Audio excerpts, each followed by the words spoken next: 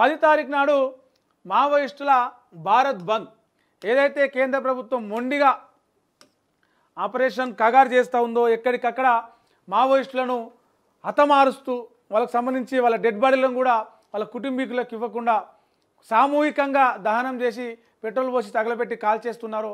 అలాంటి అన్ని ఘటనల మీద వ్యతిరేకిస్తూ అసలు మేము శాంతి చర్చలకు వస్తాం, సీజ్ ఫైర్ చేస్తాం, కాల్పుల విరమణ చేస్తాం, తుపాకులు పక్కకు పెడతాం, మాట్లాడండి, మాతో మాట్లాడడానికి మేము సిద్ధంగా ఉన్నాం చర్చలకు అని మావోయిస్టులు 4 సార్లు 5 సార్లు 6 సార్లు లేఖలు రిలీజ్ చేశారు, ప్రకటనలు చేశారు.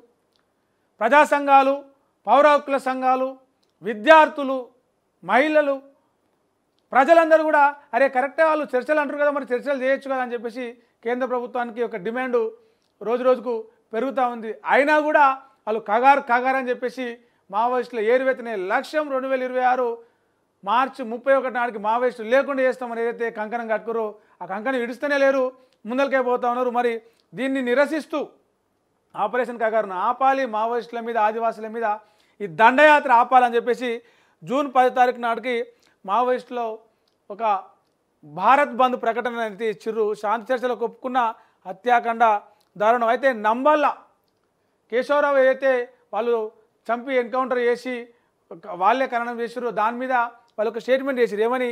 నంబాల మరణం అంటే పార్టీ చీఫ్ మరణం నష్టమే, కానీ ఆ నష్టం శాశ్వతం కాదు అని ధైర్యంగా వాళ్ళు ఒకటి ప్రకటన చేయగలిగారు. చూద్దాం. దేశవ్యాప్తంగా జరుగుతున్న మావోయిస్టుల ఎన్కౌంటర్లకు నిరసనగా జూన్ 10న భారత్ బంద్ నిర్వహించాలని communist party of India Maoist కేంద్ర కమిటీ పిలుపునిచ్చింది. మావోయిస్టుల ఏరువెత్తే లక్ష్యంగా కేంద్ర ప్రభుత్వం ఆపరేషన్ కగార్ చేపడుతున్న సంగతి తెలిసిందే. ఈ క్రమంలోనే మే 21న ఛత్తీస్గఢ్లోని నారాయణపూర్ జిల్లా మార్ ప్రాంతంలో జరిగిన ఆపరేషన్ మావోయిస్టు పార్టీ ప్రధాన కార్యదర్శి బసవరాజు ఆలియాస్ నంబల్ల కేశవరావు సహా పార్టీ PLGAకు చెందిన పలువురు సభ్యులు మరణించారు. ఈ ప్రాంతంలో 27 మంది మావోయిస్టులను భద్రతా దళాలు మట్టుబెట్టాయి. దీన్ని హత్యాకాండగా అభివర్ణించిన మావోయిస్టు పార్టీ జూన్ 11 నుంచి ఆగస్టు 3 వరకు దేశవ్యాప్తంగా బసవరాజ్ సహా ఇతర అమరవీరుల స్మారక సభలు నిర్వహించాలని పిలుపునిచ్చింది. ఈ మేరకు పార్టీ అధికార ప్రతినిధి అభయ్ పేరిట ప్రకటన విడుదల చేసింది. మార్చి చివరి వారంలో కేంద్ర రాష్ట్ర ప్రభుత్వం మార్చి నుంచి అంటారు వీళ్ళు ఏమని, చర్చలు చేయండి, చర్చలకు మేము సిద్ధం, సీజ్ ఫైర్ చేస్తామని. అయినా కూడా ఇది కాలేదు. మార్చి 1 నుంచి దాదాపు 85 మంది మావోయిస్టులను ఏప్రిల్ 1 నుంచి ఏప్రిల్ నెలలో 85 మంది మావోయిస్టులని ఆపరేషన్ కాగార్ పేరుతోటి చంపిరు.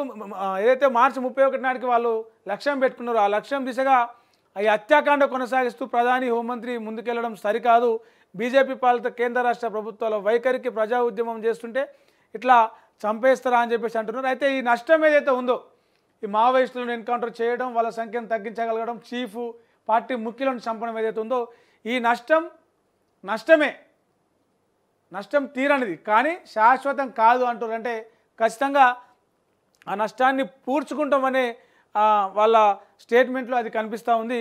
ప్రధాన కార్యదర్శి బసవరాజును కోల్పోవడం నిస్సందేహంగా భారీ నష్టమే, అయితే ఇది శాశ్వతం కాదని పార్టీ తెలిపింది.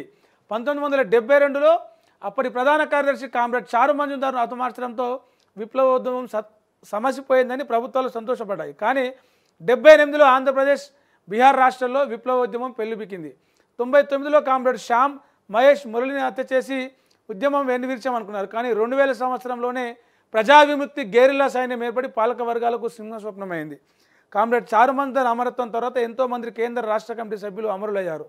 దీంతో ఉద్యమం నష్టపోయినా వాటి నుంచి కోలుకుంటూనే వస్తుంది అని చెప్పేసి మావోయిస్టులు ఏదైతే లేఖ విడుదల చేసిరో ఆ లేఖలో చాలా ధైర్యంగా, అంటే మీరు నష్టం చేసినా అని చెప్పేసి మీరు అనుకుంటున్నారు, గతంలో కూడా మీరు ఎన్నోసార్లు పార్టీకి నష్టం చేసిర్రు, పార్టీ ముఖ్యులను చంపిర్రు, అయినా కూడా పార్టీ ఎక్కడ ఆగలేదు, పార్టీ వెనుకకు పోలేదు, మీరు పార్టీని ఇది చేసినాం, మావోయిస్టుల పని అయిపోయింది అనుకుంటే అది మీ సంతోషం తాత్కాలికమే, మాకు జరిగిన నష్టం తాత్కాలికమే, దాన్ని ఖచ్చితంగా మేము నష్టాన్ని పూడ్చుకుంటాం, మీ సంతోషాన్ని కూడా లేకుండా చేస్తామనే దిశగా వాళ్ళకి సంబంధించి ఏదైతే మావోయిస్టులో అభయ్ పేరుతో లేఖ విడుదల చేస్తారో ఆ లేఖలో వాళ్ళు చెప్తా